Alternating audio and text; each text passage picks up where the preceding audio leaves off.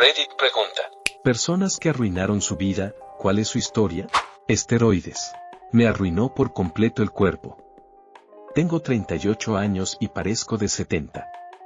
No puedo estar de pie mucho tiempo y apenas puedo sentarme en superficies. Atrofia muscular extrema. No tengo colágeno en la cara. No los hagas, carajo. Son adictivos. Te meterán en problemas. Te cambiarán. No se trata de mí, sino de un familiar cercano. Fue un hombre exitoso en el distrito financiero de Londres, con un estilo de vida lujoso, tenía una novia modelo, un ático en Mayfair y conducía un coche deportivo que valía más que la mayoría de las casas. Lo tenía todo. Sin embargo, desarrolló una grave adicción a la harina. El exceso lo llevó a sufrir un derrame cerebral a los 45 años, con consecuencias devastadoras. Una década después, ha intentado quitarse la vida en 4 ocasiones y vive solo en un pequeño piso de alquiler, en condiciones precarias. Cuando perdió el dinero y el estilo de vida, su pareja también se alejó. Lo perdió todo. Cuida tu salud por encima de cualquier otra cosa. Sin ella, todo lo demás se desmorona. La adicción al alcohol arruinó mis 30 y 50 años, los años más importantes de mi vida en términos de mi carrera y de la infancia de mis hijos. Ahora sobrio y en control de daños, pero esos años ya pasaron. Intento no dejarme consumir por el arrepentimiento, la vergüenza y la tristeza, porque el resentimiento, la tristeza y, últimamente, la vergüenza son, en gran medida, lo que me llevó allí en primer lugar y me mantuvo allí durante años. No fue nada que yo hiciera. Estaba entrenando y sufrí una disección de la arteria vertebral, lo que me provocó un derrame cerebral a los 27 años. Perdí mi personalidad y, básicamente, también perdí a mi esposo. Se aisló de mí y nunca nos hemos recuperado. Han pasado 7 años. Mi hermana cayó en la adicción a los medicamentos en el Medio Oeste, a principios de los años 2000. Vivió muchos años atrapada en esa lucha, y falleció el jueves pasado. Ella ya no está, y con ella, también se fue la adicción. Es difícil de decir, pero hay un pequeño consuelo en eso. Tuvo 6 hijos, aunque no tenía la custodia de ninguno. Su partida deja muchas preguntas sin respuesta, pero también, en cierto modo, este es el último dolor que les causará a los que la queríamos. Es una sensación extraña enfrentar la muerte de una hermana. Era un año menor que yo, tenía 39 años. Mi hermana pequeña ya no está. Ahora estoy de regreso en mi ciudad natal, tratando de explicar lo ocurrido a sus hijos más pequeños. Todo es un caos emocional. Si puedo decir algo, es esto: no dejes que ninguna sustancia se vuelva más fuerte que tú. Mi vecina de enfrente estuvo casada y tenía una hija. En algún momento tomó decisiones que cambiaron su vida por completo, fue infiel a su esposo y, en una ocasión, dejó a su hija sola en un parque acuático. Tras eso, su marido pidió el divorcio, obtuvo la custodia total de la niña y se quedó con la casa y todos los bienes. Ella no recibió nada. Desde entonces, su hija se ha negado a verla. Aunque hubo más de un abandono, el momento decisivo fue aquel día en el parque acuático, que además coincidía con su cumpleaños. Mi vecina tiene alrededor de 35 años, pero parece haber envejecido mucho más. Su hija tiene ahora 12. Ella trabaja en un Menards y, si no me equivoco, también en un restaurante. Sus propios padres le han exigido que se mantenga por sí misma, le permitieron vivir con ellos, pero dejando claro que debía ganarse su lugar. Nada de ayuda sin esfuerzo. Solía beber mucho, y mi esposa me engañaba. Cuando decidí dejarla, también tuve que dejar nuestro apartamento. Fui a registrarme en un motel, pero ella ya había vaciado nuestra cuenta bancaria y agotado las tarjetas de crédito. Terminé durmiendo en la oficina. Al día siguiente, ella se presentó a trabajar, porque trabajábamos juntos, y se hizo evidente de inmediato que no podíamos seguir compartiendo el espacio laboral. La mayoría de nuestros compañeros la apoyaban, así que opté por dejar el trabajo. No tenía coche, ni casi nada. Fui al campamento de personas sin hogar e intenté integrarme, pero creían que era un informante de la policía. Pasé la noche aterrorizado, sin atreverme a dormir por miedo a que me hicieran daño. Comencé a dormir durante el día en la biblioteca y a buscar comida como podía. Me mantenía despierto toda la noche. En un momento desesperado, robé todos los sobres de ketchup y las galletas saladas de un Wendy's para tener algo que comer el fin de semana. Vendí plasma para conseguir algo de dinero. Recibí cupones de alimentos de emergencia para 3 días, pero ganaba apenas lo suficiente como para no calificar para más ayuda. Después de 6 semanas, mi mente colapsó. No podía distinguir entre lo que era real y lo que no. Entonces, una persona que apenas conocía se enteró de mi situación. Me ofreció dormir en su sillón reclinable y compartir su comida. Ese pequeño acto de compasión marcó el comienzo de mi recuperación. 4 meses después conseguí un empleo, me mudé de ciudad y comencé el largo camino de regreso a una vida estable. Hoy, casi 30 años después, estoy casado, tengo 4 hijos y me acerco a la jubilación en una casa cómoda, con comida de sobra y una gratitud que no me cabe en el pecho. Abandoné una buena universidad por psicosis. Además, tenía beca completa. No tenía otra opción. Vi cómo mi mejor amigo arruinó su vida y, finalmente, murió como consecuencia directa de sus decisiones. Cuando teníamos poco más de 20 años, mis amigos y yo disfrutábamos de salir de fiesta y consumir sustancias recreativas. Al principio parecía inofensivo, vivíamos con nuestros padres, asistíamos a universidades locales o institutos técnicos y teníamos trabajos de medio tiempo o jornada completa. Poco a poco, la María Juana y las sustancias de fiesta dieron paso a los opioides. Esto fue entre 2007 y 2010, cuando aún eran fáciles de conseguir y no solían estar contaminados con fentanilo, Percocet, morfina, Oxycontin. Durante esa época, mi mejor amigo encontró lo que pensó era una solución perfecta, un médico corrupto que, por dinero extra bajo la mesa, le recetaba prácticamente cualquier cosa que pidiera, en las cantidades que quisiera. Durante aproximadamente un año, fue una locura. Teníamos acceso a benzodiazepinas, estimulantes y opioides de alta pureza a precios ridículos. Pero mientras yo empecé a alejarme de ese estilo de vida para enfocarme en una maestría y dedicarme más al estudio, él tomó el camino opuesto. Nunca hizo el esfuerzo de salir del ciclo. Dejó la escuela, primero reduciendo su carga horaria hasta abandonarla por completo. Luego empezó a trabajar cada vez menos, dedicando sus días a consumir y vender pastillas a una lista creciente de personas que, como él, estaban atrapadas.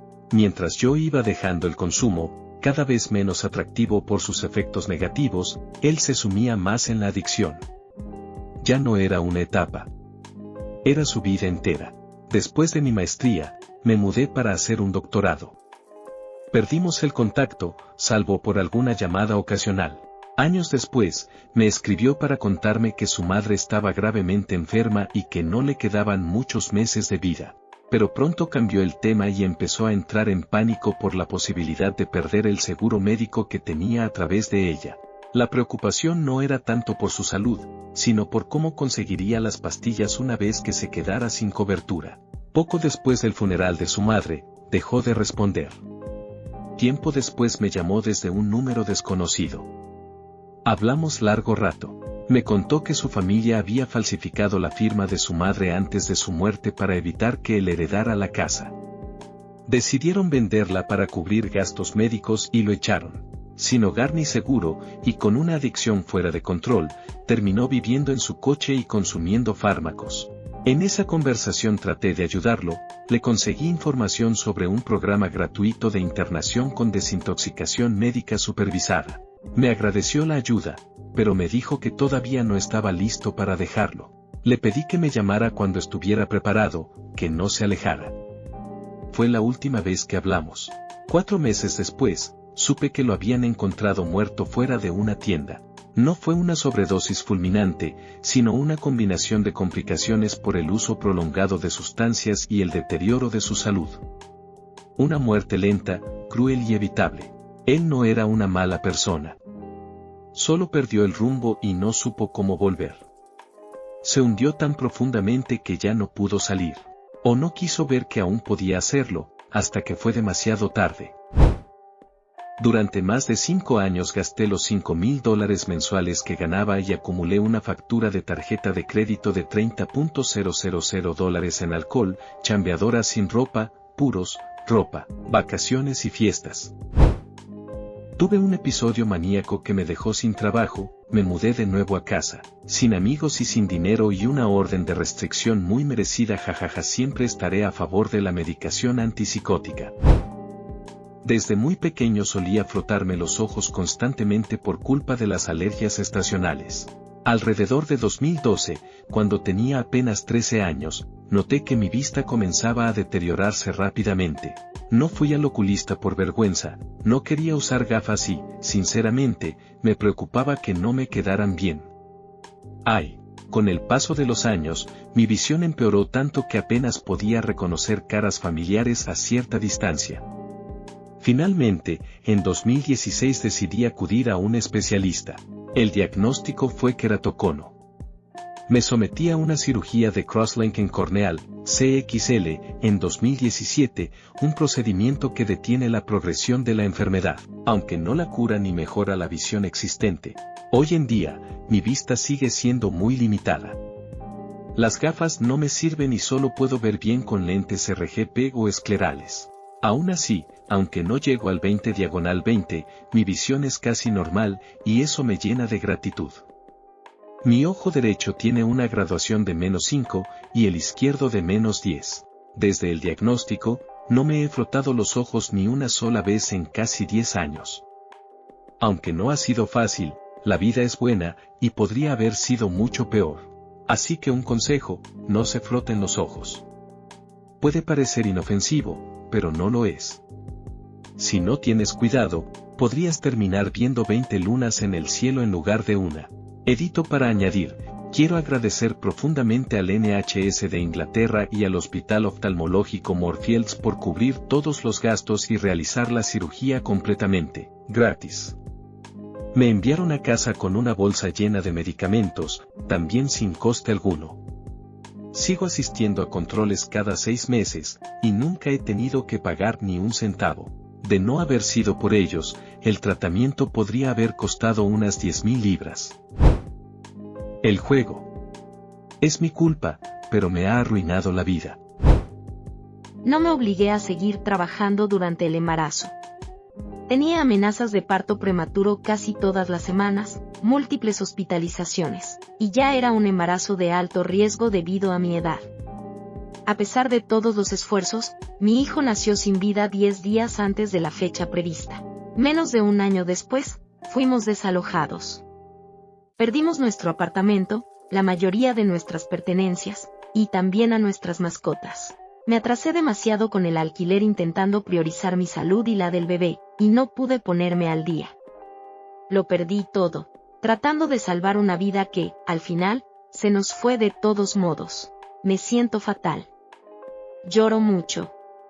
Tengo TEP y no puedo dormir. No he dormido desde el viernes, ni siquiera con la medicación. La mayoría de los días estoy estable mentalmente, pero otros son simplemente insoportables. Editar, gracias a todos por el apoyo. Todavía hay días difíciles, tanto para mí como para mi prometido y nuestro hijo de 11 años. Es un niño increíble, con una bondad que muchas veces nos saca a flote. Pero todo esto sigue siendo muy duro. A veces abro Facebook y veo fotos de los gatitos que perdimos durante el desalojo. Sé que están en buenos hogares, pero aún así duele. Perdí las cenizas de mi madre en ese desalojo, semi-ilegal, y eso también me pesa. Por suerte, pudimos recuperar las cenizas de nuestro hijo y las cosas de bebé que habíamos guardado después de perderlo.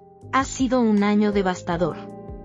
Pero poco a poco, muy lentamente, las cosas están empezando a mejorar. Lo hice, pero ninguna vida se arruina a menos que estés a 6 pies bajo tierra. Me diagnosticaron cáncer de mama en etapa 4 a los 29 años. Perdí a mi esposo, a la mayoría de mis amigos, mi casa, y ahora corro el riesgo de perder mi trabajo porque la quimioterapia que me mantiene viva también está afectando mis capacidades cognitivas. Se cumplirán 8 años desde mi diagnóstico este julio y, francamente, no sé qué hago aquí todavía. Estoy físicamente sana, pero soy un desastre. Fui alcohólico durante toda mi vida adulta. Me divorcié, perdí mi casa y, cuando por fin logré dejar de beber, también perdí a la persona que más me apoyaba. Tuve que volver a vivir con mi padre. Hoy, no tengo nada que mostrar por más de 20 años de mi vida. Me pesa profundamente haber tomado ese primer sorbo. Me arrepiento de no haber cuidado mi salud mental y de no haber estado presente para las personas que sí estuvieron ahí para mí. Eso lo resume todo. Demasiado aislamiento, demasiado internet, vi demasiadas cosas que, siendo demasiado joven, no podía comprender del todo. Mi capacidad de socialización empeoró muchísimo, lo que afectó casi todas las áreas de mi vida. Trabajé demasiado, hasta que mi cuerpo se apagó y mi mente se quebró. Quedé discapacitado. Todas esas décadas haciendo horas extra, con múltiples empleos, negándome cualquier vida más allá del trabajo, toda esa privación, todo ese esfuerzo, ¿para qué? Para nada. Hoy soy pobre y discapacitado. Mis ahorros se agotaron hace tiempo. Mi casa se está cayendo a pedazos y no hay forma de arreglarla, porque mi país, el mismo por el que trabajé toda la vida, no solo no protege a las personas como yo, sino que parece activamente empeñado en hacerlas desaparecer. No se gestionan ni los aspectos más básicos de una sociedad funcional, y mucho menos se garantiza que todos tengamos cubiertas nuestras necesidades humanas más esenciales. Es una realidad brutal, nos exigen todo y, cuando ya no tenemos más que dar, nos desechan. Cuando era adolescente, me mudé varias veces y no tenía mucha confianza en mí mismo. De alguna manera, creé mi propio mundo y siempre buscaba la forma más fácil de avanzar. Tuve muchas discusiones y desacuerdos con mi madre y mi padrastro, y casi siempre me sentía incómodo. Después de la secundaria, me empujaron a estudiar enfermería, una carrera en la que no tenía ninguna pasión, pero que me permitiría conseguir un trabajo estable. Empecé a fumar mucha faltar a clases. Era un solitario incómodo que escuchaba las historias de ligues de fin de semana de mis compañeros y me preguntaba qué estaba mal conmigo. Así que me fui retirando aún más, hasta que finalmente me rendí, y terminé sin hogar, vagando durante años. Este patrón ha sido intermitente durante la última década, consigo un buen trabajo y un lugar para vivir, pero al final siempre termino perdiéndolo, ya sea por faltar al trabajo debido al alcohol o por falta de motivación. Y entonces, una vez más, me retiro, me encuentro sin hogar, aislado, vagando. Y esa es la etapa en la que me encuentro ahora mismo. No soy yo, sino una ex amiga. Se divorció y, como había sido ama de casa, recibió mucho dinero en el acuerdo, aproximadamente el 80% de la venta de la casa, unos 250,000 pesos libres de deudas, más una pensión alimenticia mensual de 2,000 pesos. Un año después, no tenía dinero, estaba profundamente endeudada y se gastaba su pensión casi en cuanto la recibía. ¿Cómo pasó esto? Retiros espirituales, dejar sus medicamentos para el trastorno bipolar, inversiones en curas rápidas, muebles nuevos, ropa, botox y rellenos. Y hay más, pero ya no tengo contacto con ella. Editar. No imaginé que esto se volvería tan popular. Muchos comentarios dicen, necesita apoyo. Lo entiendo, pero hay matices. Se tenía acceso a medicación para su trastorno bipolar, pero decidió no tomarla. Su exmarido contó que durante su matrimonio esto era habitual. Yo solo me enteré porque, tras meses mintiéndome, finalmente lo admitió cuando se vio acorralada. Durante ese tiempo, vivía con una amiga que también era su profesora en una escuela de taquigrafía. Se decía que su amiga la echó sin razón. Después supe que destrozaba la casa, interrumpía las clases, y cuando la confrontaban, reaccionaba con berrinches. La situación explotó cuando actuó como si fuera a golpearla, en plena escuela. Dejó la escuela, se negó a estudiar y abrió un negocio online, que en realidad era una excusa para gastar dinero en cristales, viajes de placer disfrazados de viajes de negocios, y más botox. Cuando le pregunté cómo financiaba todo eso, mintió y dijo que el negocio iba bien. No era cierto. Le ofrecí que se mudara a mi edificio, que era asequible. Dijo que era un gueto, no lo es. Desde mi ventana veo el cartel de Hollywood. En cambio, eligió un apartamento de lujo que costaba justo lo mismo que su pensión, 2,000 pesos mensuales. lo justificó con otra mentira, un supuesto subarriendo. Mientras vendía cristales, daba clases de meditación y echaba cartas, no podía pagar las cuentas. Le supliqué que buscara trabajo, especialmente cuando empezó a acosar a su exmarido y a su nueva pareja, diciendo que él le debía dinero. No era cierto. Dijo que estaba inscrita en una capacitación laboral y que conseguiría empleo en un mes. También era mentira. Redujo 250,000 pesos a 13,000 pesos en 9 meses. Después dijo que fue víctima de una estafa fiscal. En realidad, gastó el dinero en más compras y una estafa de enriquecimiento rápido. Cada vez que intentaba confrontarla con calma, gritaba. Cuando le decía que su comportamiento era inaceptable a nuestra edad, yo cerca de los 40, ella con más de 50, estallaba emocionalmente. Yo también estaba pasando por un momento terrible, estaba luchando contra el cáncer. Y aún así, ella seguía mintiéndome y, en una ocasión, incluso intentó golpearme. Finalmente, se mudó con su exmarido, que le permitió quedarse solo si iba a terapia y retomaba su medicación. El terapeuta intentó ayudar, pero ella lloró y culpó a su ex de todo, aunque no habían tenido contacto en mucho tiempo. Ahora también tiene una trabajadora social, a la que tampoco escucha. Sé que muchas personas creen que necesita apoyo, pero quiero dejar algo claro, nadie te debe una relación o apoyo, y menos cuando esa persona ha sido mentirosa y abusiva de forma constante. Se ha tenido muchas oportunidades a lo largo de sus más de 50 años de vida para hacer algo distinto. Y, sin embargo, aquí estamos. No me pasó a mí, pero siempre me viene esta historia a la mente cuando surge la pregunta, ¿cuál fue el error más caro de alguien que hayas visto? Un estudiante de primer año se apresuró a unirse a mi fraternidad. Una noche, bajo los efectos del LSD, activó la alarma de incendios en su residencia. El problema, el edificio también tenía un Urban Outfitters en la planta baja. Eso desencadenó 3 cosas. 1. Fue expulsado de la universidad. 2. Enfrentó cargos criminales. 3. Sus padres tuvieron que pagar más de 100,000 pesos en daños al edificio, a los residentes y a la tienda. Siempre vuelvo a esta historia porque ilustra lo rápido que un solo pensamiento intrusivo, una decisión impulsiva bajo el efecto de las puede cambiarlo todo. Literalmente arruinó su vida en un instante. No me pasó a mí, pero lo vi de cerca. Vivía en el 3er piso de una casa reformada. Mis vecinos del 2º piso eran Carla y Jack, que acababan de tener una hija cuando me mudé. Jack era jefe de turno en una conocida cadena de comida rápida y practicaba esgrima con su padre. No eran ricos, pero él tenía un empleo estable, un hogar seguro, un buen propietario, una pareja amable y atractiva, una hija que dependía de él y una vida social bastante activa. Pero Jack empezó a beber. Mucho. Escuchaba las discusiones a altas horas de la noche. Su hija lloraba a las 2 de la madrugada mientras sus padres gritaban. Jack a veces desaparecía por días y luego regresaba borracho, golpeando la puerta porque Carla la cerraba con llave para protegerse. Aún así, él intentaba meterse en la cama con ella como si nada hubiera pasado. Perdió su trabajo por no presentarse, pero no se lo dijo a nadie. Fingía que seguía trabajando mientras en realidad pasaba los días bebiendo con personas de la calle. Dejó también de ayudar a su padre con la esgrima, y pasó a depender completamente de Carla para mantener la casa y cuidar de su hija.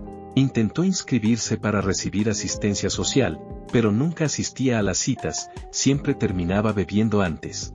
La gota que colmó el vaso fue cuando engañó a Carla, con una amiga de su madre. La mujer, al parecer, ni siquiera sabía quién era él, le mostró a la madre de Carla una foto del joven con quien se había acostado, sin saber que era su hijo. Carla lo echó definitivamente. Pero él no aceptó la ruptura. Como la madre de Jack solía cuidar a su hija cuando era pequeña, aún tenía llaves del departamento. Jack seguía haciendo copias. Al principio, dormía en el pasillo común del edificio, rogándole a Carla que lo dejara pasar las noches de invierno dentro. Su hija, de camino a la escuela, tenía que pasar junto a su padre borracho y desmayado en el suelo. Carla empezó a salir con alguien nuevo. Jack no solo se aparecía sin ser invitado, sino que también se subía al balcón y los espiaba en la habitación. En ocasiones, incluso intentaba ahuyentar a los nuevos novios. Yo mismo recibí llamadas suyas a las 2, 3 4 y 5 de la madrugada, rogándome que lo dejara entrar. Me esperaba en la entrada cuando sabía que volvía del trabajo. Carla cambió la cerradura, pero no sabía que él tenía una llave de la puerta trasera. Llegó a despertarse varias veces con él de pie junto a su cama, observándola mientras dormía. Finalmente, llamó a la policía. Jaque fue arrestado y liberado bajo fianza, con la condición de no acercarse a Carla ni al edificio. Pero continuó apareciendo. Dañó la nueva cerradura, insistía en entrar. Hoy, Jack es un alcohólico sin hogar. Tiene múltiples cargos por acoso, allanamiento de morada, daños y violación reiterada de su libertad bajo fianza. No trabaja, no tiene estudios ni habilidades útiles. No ve a su hija ni hace el más mínimo intento de hacerlo. Ya se ha intentado ayudarlo, pero no quiere otra cosa que seguir bebiendo y aprovecharse de quien le tenga compasión. Es un narcisista total, solo le importa lo que le conviene. Te mira a la cara y miente para manipularte. Lo sé porque yo mismo caí en la trampa más de una vez. Tenía una cantidad considerable de dinero ahorrado y una buena carrera. Me deprimí mucho después de terminar una relación larga. Renuncié al trabajo, viví de mis ahorros y afronté la situación de forma negativa. Mi vida no está arruinada. Pero estaba en una buena posición y lo desperdicié todo. También me distancié de todos mis amigos. Ahora estoy empezando de nuevo, o al menos lo intento. Acababa de salir de la universidad y estaba empezando una prometedora carrera en radiodifusión. Era el trabajo de mis sueños. Me envanecí demasiado y enfadé a un cliente importante. Me despidieron y prácticamente me pusieron en la lista negra. Después de tocar fondo, me llevó años intentar recuperarme, pero el barco ya había zarpado. Ahora estoy en mi tercera o cuarta carrera, perdí la cuenta, luchando por salir de deudas. No aprendí ninguna habilidad ni terminé la universidad. Pensé que, si me quedaba en trabajos de baja calidad y era constante, podría tener una vida como la de mi abuelo, que todo saldría bien. Pero no fue así. Ahora tengo 41 años, gano 22,50 pesos la hora, mientras que el hijo de mi amigo, con 24 años, ya gana 37 pesos la hora. Tiene una carrera prometedora y una pensión asegurada. Mi abuelo fue jefe de departamento en un supermercado Raley's durante muchos años. Con ese trabajo mantenía a una familia de 4 y logró jubilarse a los 60 y tantos. Con una pensión de un supermercado. Hoy eso suena casi como ciencia ficción. Consumo problemático de... Durante unos 7 años consumí con regularidad, convenciéndome de que no era algo preocupante. Sin embargo, hace un par de años atravesé una experiencia muy difícil, un episodio relacionado con el consumo que afectó seriamente mi salud mental durante varios meses. Esta situación tuvo un gran impacto en mis relaciones, marcó el final de una pareja de 3 años y me dejó con secuelas emocionales importantes. El cannabis no fue la única causa, pero sí fue uno de los factores principales. A pesar de haber comenzado un proceso de recuperación, volví a consumir al poco tiempo. Durante los meses siguientes me costaba mucho concentrarme, comunicarme con claridad o tener pensamientos ordenados. Fue un periodo en el que me sentí profundamente perdido y con muy poca esperanza. Tuve momentos de mucha tristeza y desesperación, especialmente al comienzo y en el aniversario de aquel episodio difícil. Con el tiempo, algunos síntomas que inicialmente solo aparecían bajo los efectos del comenzaron a repetirse incluso mientras seguía el tratamiento médico. Fue muy desconcertante. En enero tomé la decisión de ingresar a un programa especializado para personas que enfrentan tanto dificultades emocionales como consumo problemático. Gracias a ese espacio y al acompañamiento recibido, el día 15 cumpliré 120 días sin consumir. Dejé un trabajo estable después de 5 años. Aunque parecía una buena posición desde afuera, por dentro me sentía completamente apagado. No tenía motivación para nada más allá de cumplir con el horario, y la carga emocional me terminó afectando profundamente. Empecé a depender cada vez más del alcohol para sobrellevar el estrés y el malestar. El primer mes tras renunciar fue una especie de alivio, pero pronto la realidad me alcanzó. Había cuentas que pagar y encontrar un nuevo empleo no fue tan fácil como esperaba. Todo comenzó a desordenarse rápidamente. Tuve que romper el contrato de alquiler, dejar mi apartamento y mudarme con mi padre. Acepté un trabajo temporal para poder seguir adelante. Eso fue hace 12 años. Hoy, estoy 8 años sobrio, llevo 9 casado y tengo 2 hijos. Estoy en un camino laboral más saludable, con mejores ingresos, menos estrés y un entorno mucho más positivo. Casi no tengo deudas y estoy pagando mi casa. Este cambio no fue rápido ni fácil. Me llevó mucho tiempo, paciencia y reflexión entender por qué llegué a ese punto y que debía aprender de todo ello. A veces, esas lecciones duelen, pero también nos transforman. Mi consejo: 1. No dejes un trabajo sin tener un plan claro para mantener o mejorar tu calidad de vida. 2. Tampoco te quedes atrapado en un lugar que te está haciendo daño. Si es posible, busca ajustar las condiciones o hablar con alguien que pueda ayudarte a mejorar el entorno. 3. Sobre todo, recuerda que las cosas siempre pueden complicarse más de lo que imaginas, pero también pueden mejorar con apoyo, tiempo y decisión. 4. No te aísles. Habla. Identifica lo que te está afectando y compártelo. Pedir ayuda o simplemente expresarte puede marcar una gran diferencia.